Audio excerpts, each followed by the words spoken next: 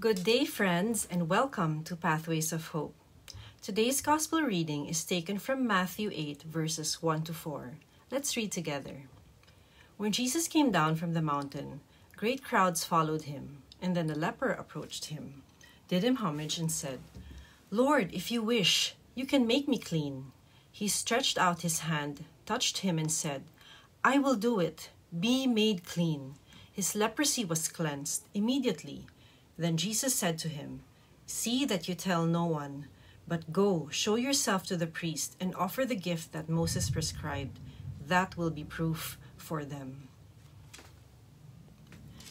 Today's Gospel reading is a beautiful depiction of Jesus' great love and mercy. A leper during Jesus' time was considered an outcast, an unclean person who was isolated from the entire community, even from his own families. They have to declare themselves unclean when passing through, and they could only survive by begging. Their ugly sores and strong stench were hard to miss. Having leprosy was also seen as a punishment from God from one's sinfulness. It was a slow death that eats away one's flesh and body parts. Then Jesus did the unthinkable. He touched the leper and healed him. I'd like to emphasize the words, "I will do it." Obviously, Jesus can heal him. The leper's question was if he wills it. The leper was considered a sinner, and he didn't know if Jesus deemed him worthy of healing. Jesus healed the leper not because of his great power, but because of his great love. He defied social rules by talking to a leper. That alone is remarkable. I also want to emphasize these words, "See to it that you tell no one." Jesus did not only restore his health, but he restored his whole humanity. Once the priest deems him clean, the leper will be welcomed back into society. Yet Jesus seeks no glory for this. Jesus was after the leper's obedience in presenting himself to the priest. Spreading the news about his healing will be of no good to him if he does not do as he was told. Jesus was after the leper's full restoration back to society, not glory for himself.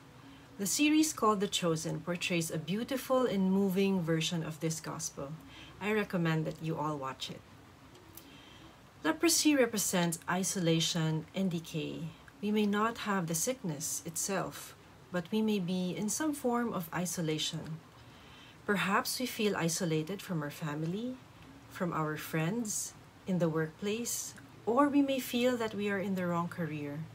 We may not experience physical decay, but we may be in some form of moral decay, spiraling downward in a pattern of bad habits where there seems to be no way out. It may be in our finances, relationships, vices, or even sin.